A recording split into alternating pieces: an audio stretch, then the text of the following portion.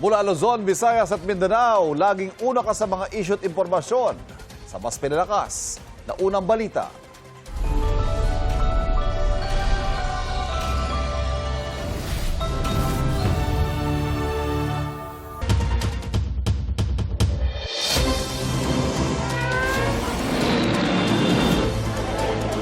Sa kayo po ay Pinsala. Muna ang mga unang balita.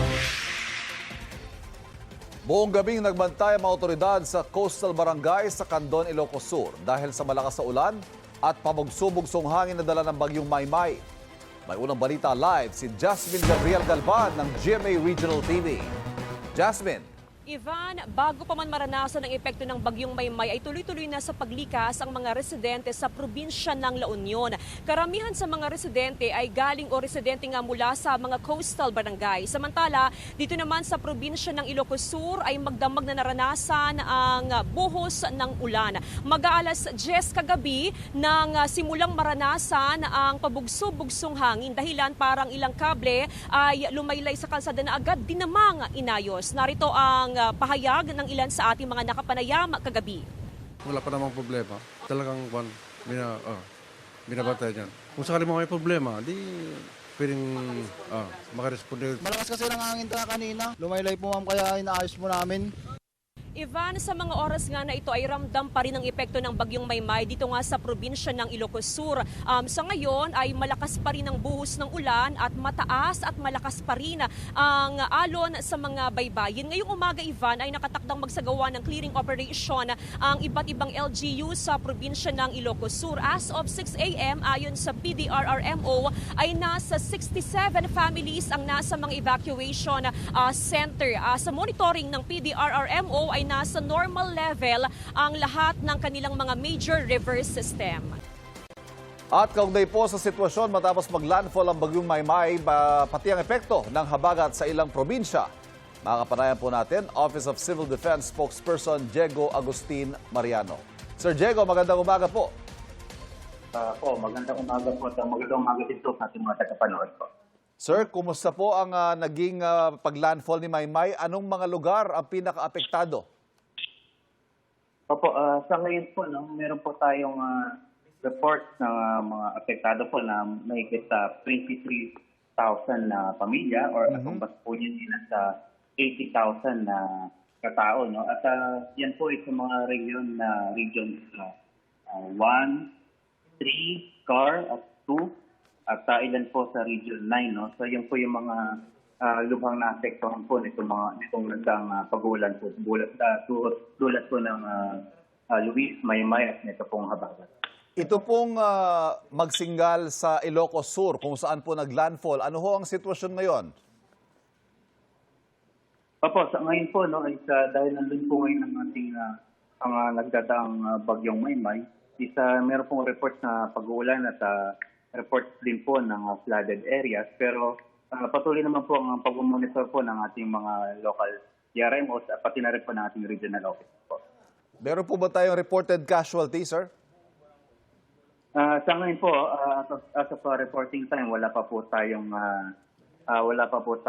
reports of casualties na dead, injured, or missing. But we have also monitored some reports na confirm pa po natin o binavalidate pa po natin. Meron pa po kaya mga isolated as we speak? Kung isolated po, wala po tayong reports of isolated areas. Meron po tayong flooded areas pero hindi naman po sila isolated po. Okay. Yung mga reports of damage po kaya, ito ho, sumikat na yung araw, baka ho nagkakaroon na tayo ng ilang reports kung may mga pinsala pong idinulot itong bagyong Maymay at ang habagat. Yung complete picture po ng ating mga damage is sa succeeding list pa po, no? But initially, we have reports of 12 damaged houses po, no? And for the agriculture and other infrastructure, we're still waiting for the reports to come po. Meron po kaya mga reports ng mga tulay o kalsada na hindi madaanan sa ngayon? Opo, as of now, tayong 12 roads and 3 bridges na apektuhan po or not passable po, no? So, ang karamihan po dyan is mga kalsada pong nasa Region 1 at CAR po. Maibaho ko, ano naman yung assessment sa epekto ng magnitude 5.3 na lindol naman kaninang 12:50 a.m. dyan sa Davao Occidental. Ano hong latest natin dyan? As of now po, wala po tayong untoward report po na related po dito sa earthquake. And continuous pa naman po yung ating assessment dahil yun nga po, dahil kagabi po ito tumama. Sa ngayon po, nasa labas po ngayon yung ating mga personnel po to assess pa lang po. Meron din ho kahapon na magnitude 6.4 naman. Ano naman ang update natin doon, sir? Yun po, yung magnitude 6.4 po, yun po, wala pa po tayong untoward reports po na regarding po. Sir Diego Agustin Mariano, patuloy po kami makikibalita sa inyo sa naging epekto ng bagyong Maymay at gayon din ang habagat. Pansamantala, maraming salamat po sa inyo. Maraming salamat din po, mag-ingat po tayo. Office of Civil Defense spokesperson Diego Agustin Mariano. Sugatan ng isang tricycle driver matapos masangkot sa karambola ng 4 na sasakyan sa Antipolo City. Nangyari yan matapos mawalan umano ng preno ang isang pampasaherong jeep. May unang balita si EJ Gomez. Normal ang takbo ng mga sasakyan sa Marcos Highway, Barangay Mayamot, Antipolo City, pasado 1:00 ng hapon nitong Miyerkules, nang biglang lumipat ng linya ang isang jeep at mabilis na bumuntot sa nasa unahang van. Tumama ito sa kaliwang likurang bahagi ng van. Ang jeep nagdire-diretso ng takbo. Sa isa pang CCTV video, kita ang jeep na sumalpok sa mga nakahintong sasakyan sa stoplight. Ang jeep nawalan umano ng preno ayon sa mga otoridad. Habang sila'y naka-stop, bigla silang binunggunong jeep. Ako din sa driver na wala ng preno. Bumangga siya dun sa MPV. Yung MPV naman, tumama naman dun sa tricycle. Then tricycle, tumama naman dun sa van. So, 4 na vehicle ang involved. Nagdulot ng matinding trapiko sa lugarang insidente. Walang traffic eh. Respondihan po namin yung driver ng tricycle na yung naipit yung binti niya o paa niya hanggang sa binti. Kasama kasi niyang pamilya niya, tapos yung anak niya ang medyo na yung bata nauntog. Walang pahayag sa media ang driver ng tricycle na nagpapagaling sa ospital. Sa lakas ng impact, nasira ang unahang bahagi ng jeep. Ang MPV naman, nabasag ang likurang windshield, nasira ang unahan at likurang bahagi at nayupi ang bumper. Habang ang tricycle, nayupi ang bubong, nabasag ang windshield at nasira ang unahang gulong. Iginiit ng driver na nawala ng preno ang minamaneho ng jeep. Pumutok po yung sa hose niya, sa preno po. Naisip ko po kanina, kung ibabangga ako sa tao, makakapatay po ako. Kaya ginawa ko, sa mga sasakyan ko na lang po binangga. Pasensya na po, wala pong may kagustuhan nun. Hindi ko po sinasadya, humingi po ang kapatawaran. Ayon sa pulisya, nagkaareglo ang driver ng jeep at mga driver na mga nabangga nitong sasakyan. Nangako ang jeepney driver na sasagutin ang pagpapagamot sa mga sugatang biktima. Gayon din ang pagpapagawa ng mga nasirang sasakyan. Ito ang unang balita. EJ Gomez, GMA News.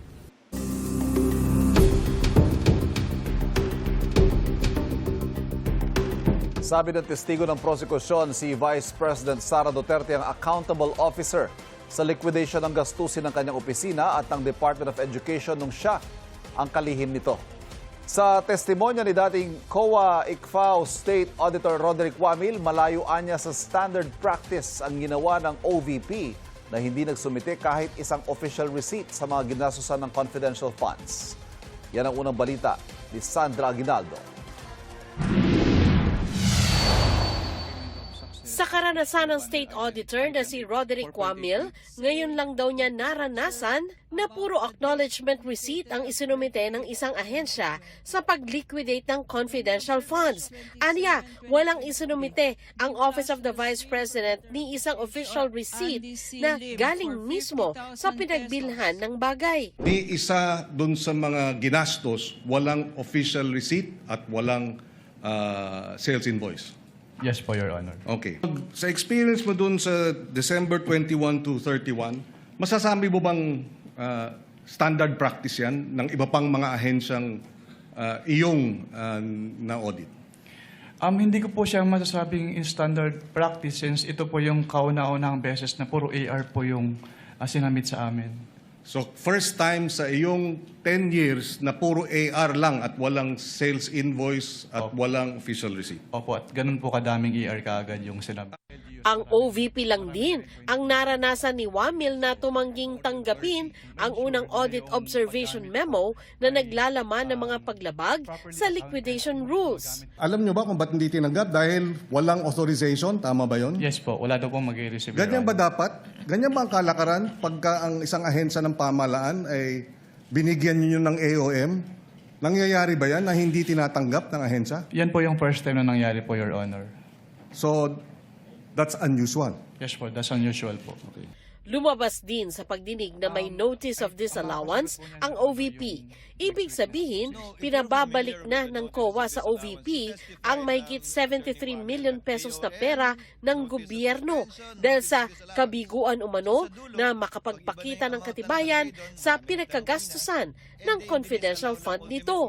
Ang kasunod na noon, ayon kay Wamil, pwede nang magsampa ng kaso sa ombudsman.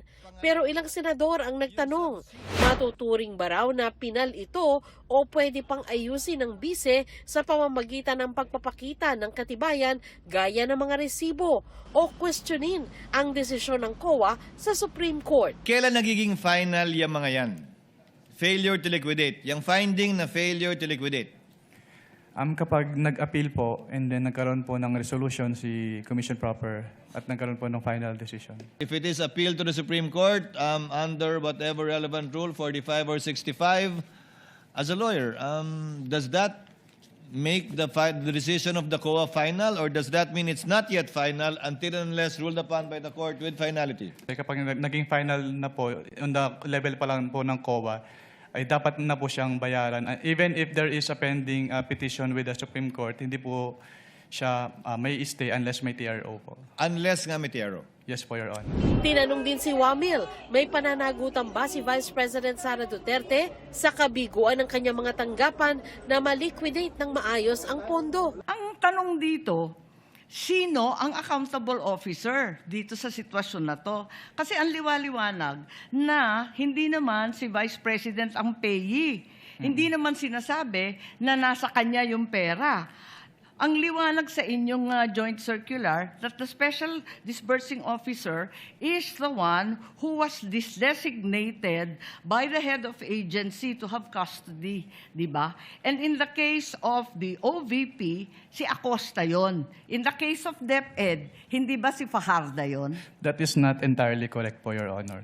Because under the joint circular, it shall be the responsibility of the head of the agency first to approve yung cash advance.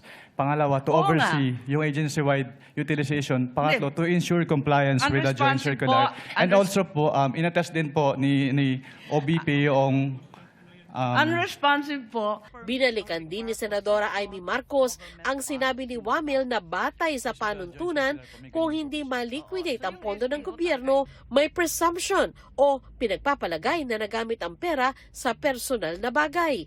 Was there a finding na ginamit sa pansarili yung mga confidential funds ng OVP? that is a presumption po. Pero actually. hindi sinabi. Sa madaling sabi, Pero dahil wala presumption talagang po siya, hindi po siya kailangan sabihin, Your Honor. Naintindihan ko, pero wala doon. Is there a COA finding na ninakaw ang confidential funds doon sa various AOMs and notice? Meron bang sinasabi doon na ninakaw? It was stolen? There is a prima facie evidence na nagamit po siya for personal use for benefit under the joint circular. Giit ni Wamil, responsable ang pinuno ng ahensya ng gobyerno sa pagtiyak na nagamit ng tama ang pondo ng opisina niya. Ang sabi doon, head of agency or person designated. Oo, ang liwanag sa definition ng joint circular. Mag-yes or no ka lang, kanina ka pa, inaaway mo ko lagi. Sorry po, Your Honor. But hindi po ako pwedeng mag-answer categorically since yun nga po yung provision. But it's categorical. Na yes or Why don't either you go yes back or to your either joint no po. circular? Yun po. Kapag sinabi po kasing Doon categorical, sa it's either yes definition, po ang or... liwaliwanag, SDO kapag na-designate ng head of office, di ba? But hindi po kasi doon na nalilimit lang yung term na accountable officer kasi may other provisions na applicable pa din po. May kaugnayan din dito ang pagtatanong ni Senator Judge Risa Ontiveros. Sa Government Accounting Code, sino po ang mga opisyal na tinuturing na accountable officers? Under the Government Accounting Code, yung disbursing officer, yung accountant, yung treasurer, yung project officer, and the head of the agency po. At tama po ba na under this law, sa sections 101 at lalo na 102, ang head of agency ay primarily at immediately responsible para sa pondo sa kanyang ahensya? Yes po. Ayon kay Attorney Soledad de Riquito Mawis, din ng College of Law ng Lyceum of the Philippines University, dahil si Vice President Duterte ang pumirma ng mga disbursement voucher, may command responsibility siya at dapat alam niya kung paano ginastos ang pondo. Ang nakasakdal ho dito ay si Vice President, hindi ho yung mga ibang tao. Yung liability na ho ng ibang tao, sa korte na ho siguro yan kung may ifa-file na kaso. I think command responsibility alone. Dapat inauthorize kung tanggapin, dapat alam mo rin kung paano ginasta. Kasi meron yung mga pinirmahan niya kahapon, yung mga pinapakita like the disbursement voucher, Yes, yeah. tapos yung mga certifying that the physical and financial plan. Yes. So she's in a position therefore, and kasi siya nag-sign ng disbursement voucher, she therefore must be in a position to justify that the disbursement, was made in accordance with a legitimate purpose. Ito ang unang balita. Sandra Aguinaldo, GMA News. Tutukan ang GMA News special coverage, the Vice President on trial via live stream sa GMA News, Facebook at YouTube at sa gmanetwork.com at gmanews.tv. Lunes hanggang Miyerkules po yan. Kumustahin natin ang kita ng mga nagdenegosyo at naghahanap buhay ngayong maulan ang panahon. Live mula sa Marikina, may unang balita si EJ Gomez. EJ. Ivan, good morning. Ngayong maulan nga, pagsubok sa ilang mga kapuso natin ang paghahanap buhay. Ang ilan, mataas ang kita. Ang iba naman, problemado dahil daw sa matumal na biyahe o benta.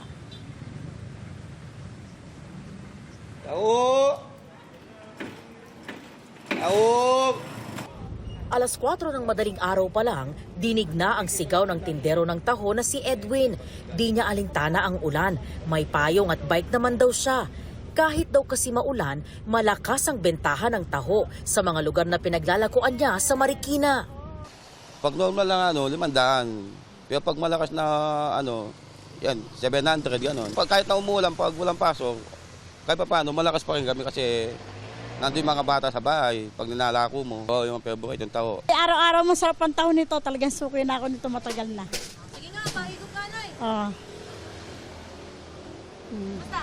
Ang sarap! Wala naman daw pinagkaiba ang kita sa bakery na ito ngayong maulan kumpara sa mga normal na araw. Okay lang man po kasi wala, late lang po ang bumibili kasi wala yung pasok. Ang talaga raw mabenta sa umaga at kahit pa may ulan, Pandesal, Spanish, yung pandikoko at saka mga iba-iba pa pong tinapay katulad sa yema, egg pie, cheesecake, yun. Sa karinderya namang ito, kahit pa perfect ang lugaw sa tag-ulan, matumal daw ang bentahan. Malaki raw kasi talaga ang nababawas na customer kapag walang pasok ang mga estudyante at empleyado. Medyo matumal po, ma'am. Kasi may ulan po at may bagyo. Ano po siguro yung mga taong lumabas, tinatamad at malamig. Goto po, ang pinaka-the best nilang bilhin. Goto. Goto and then mami po. Problema naman ang ulan para sa tricycle driver na si Tatay Edwin. Malaki raw kasi ang tapyas sa kita niya tuwing masama ang panahon. Ang kita raw niya na 600 pesos sa ordinaryong araw, nagiging 350 pesos na lang.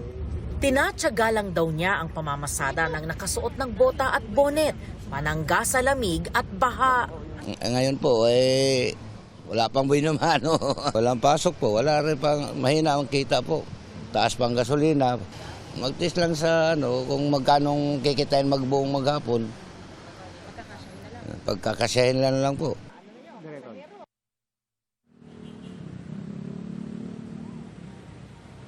Ivan, sabi pa ng mga nakausap natin na naghahanap buhay kahit pa maulan, talagang diskarte at sagana lang daw ang ginagawa nila para lang may maiuwing kita pantustos sa kanilang mga pamilya.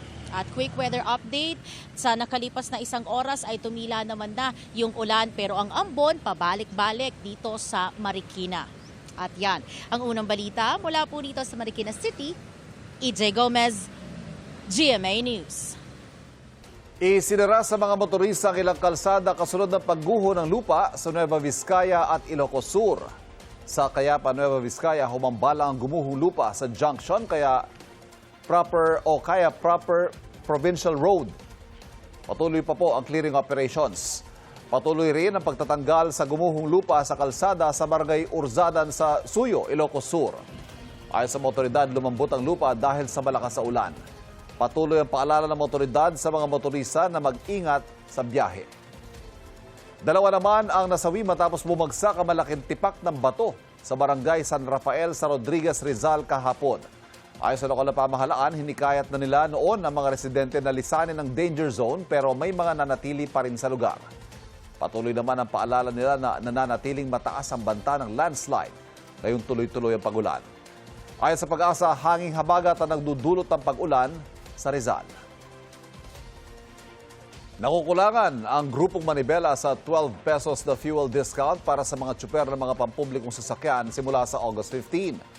Bagamat malugod na tinatanggap ng transport group ang panibagong tulong ng pamahalaan, hindi raw ito sapat. Paliwanag ng grupo, maraming beses na hindi nakakakuha ng fuel discount ng mga tsuper dahil karaniwang offline ang system sa mga gasolinahan o kaya ilang piling gas stations lang ang kasali sa programa o hindi na ibibigay ang pangakong discount. Dahil dyan, patuloy na iginigiit ng Manibela ang agarang pag-aproba sa dagdag pasahe. Yun daw ang magbibigay na pangmatagalang tulong sa mga tsuper at kani-kanilang pamilya. Inanunsyo ng Malacanang ang 12 pesos na kada litrong fuel discount kahapon pagkatapos ang pulong ng ilang ahensya ng gobyerno. Binigyan pugay sa Senado ang nasawing basketball player ng Ateneo na si Rene Bobet Baterbonia. Sa regular session ng Senado kahapon, ipinasa ang resolusyon sa pagkilala sa dedikasyon at sakripisyo ni Baterbonia. Dumalor yan ang kanyang mga magulang. Nasawi si Baterbonia matapos malunod sa kanilang team building sa Dipakula, Aurora noong Hunyo.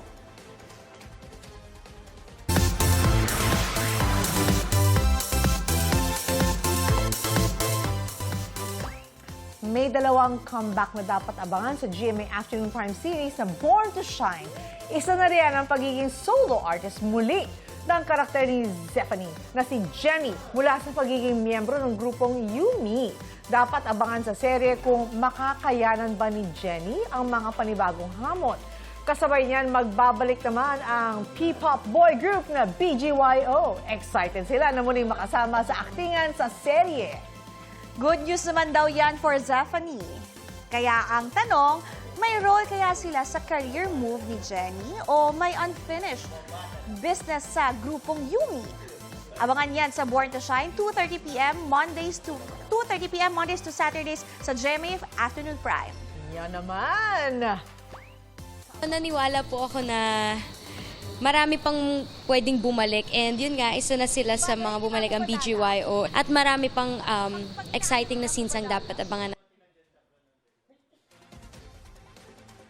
Nagpasa ng resolusyon ng Senado para kilalanin ang makasaysayang pagkapanalo ni Pinay tennis star Alex Ayala sa Mubadala DC Open. Sa regular session ng Senado kahapon, binagyang pugay ang pagbibigay karangalan ni Ayala sa Pilipinas at pagsisilbing inspirasyon sa mga atletang Pinoy. Naipasa ang Senate Resolution No. 554 sa pamamagitan ng unanimous vote. Ngayong araw, nakatakda ang pagsabak ni Ayala sa Canadian Open kung saan una niya makakalaban ang pambato ng Amerika na si Alicia Parks.